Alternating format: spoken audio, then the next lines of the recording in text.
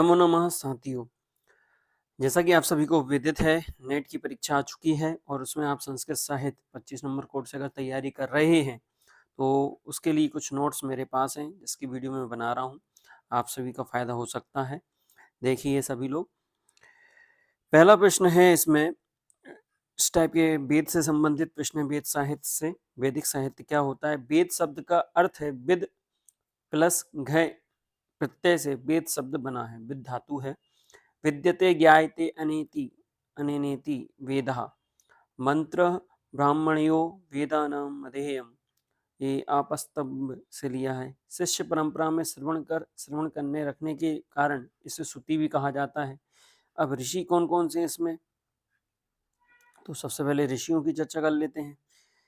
संहिता होती है इसमें। वेद त्रय किसको कहा जाता है? पराशन्निकर्षः संहिता, ये संहिता के संबंध में पूछा जा सकता है। ऋग्वेद, यजुर्वेद, सामवेद को वेद त्रयी कहा जाता है। यज्ञपरक विषयों की न्यूनता एवं जादू टोने के विषयों की अधिकता के कारण अथर्ववेद बाहर रखा गया है। अब सबसे पहले बात करेंगे आज हम ऋग्वेद संहिता के बारे में, जिसमें मुख्य मुख्य जो पॉइंट है आप लिख लीजिए, इनमें से प्रश्न बनते हैं। सबसे पहले मंडल, कितने मंडल हैं, उसका क्रम क्या है?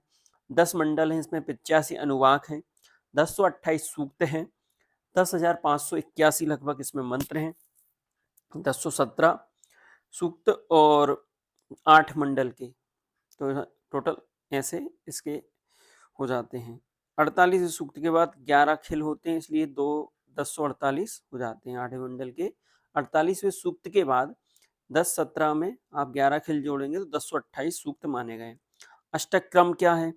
8 अष्टक हैं, 64 अध्याय हैं, 2024 वर्ग है, 10,581 मंत्र हैं, 1,53,826 शब्द हैं और 4,32,000 अक्षर ऋग्वेद संहिता में गिने गए हैं। अब ऋग्वेद संहिता में कितने जो अनुवाक हैं 85, वो किस प्रकार से 10 मंडलों में बटे हुए हैं, उनको अपन देखते हैं। सूक्तों की संख्या भी यहाँ आपको चार्ट में दिख रही है। सबसे पहले पहले मंडल में 191 सूक्त हैं, 24 अनुवाक और ऋषि कितने हैं? अनेक ऋषियों और बाद में भी बहुत सारे जोड़े गए हैं। दूसरा मंडल में कितने हैं? लगभग 43 सूक्त हैं और 4 अनुवाक में इसका वर्णन मिलता है। इसमें ग्रस्त समद ऋषि का नाम आता है। तीसरा मंडल है जिसमें 62 सूक्त हैं, 5 अनुवाक हैं, विश्वामित्र इसके ऋषि हैं। चौथे नंबर पे है 58 सूक्त हैं, 5 अनुवाक हैं और वामदेव इसके प्रमुख ऋषि माने गए हैं।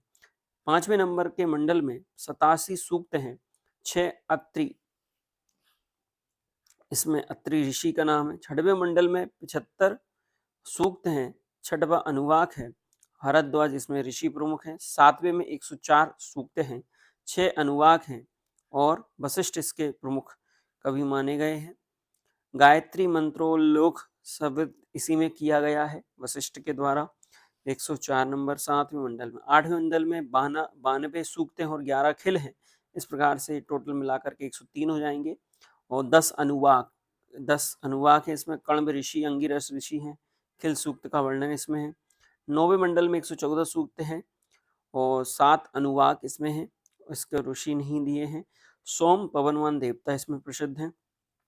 10वें मंडल में सबसे ज्यादा 191 सूक्त जो पहले मंडल में भी थे और इस मंडल में भी हैं और 12 अनुवाक इसमें हैं। 24 पहले में थे और लास्ट में 12, तो याद करना आसान रहेगा। सूक्त 191 पहले में और लास्ट में भी 191, 14 अनुवाक और 12 अनुवाक। तो इस प्रकार से भी आप याद कर सकते हैं इनको। सबसे नवीन सूक्तों का स्रोत इसमें मिल जाता है। इसे 10-23 श्रुति भी कहा जाता है।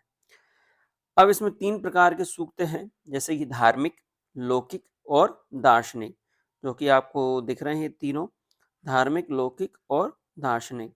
इसके बाद यजुर्वेद संहिता के बारे में हम कल पढ़ेंगे। आज भी के लिए धन्यवाद।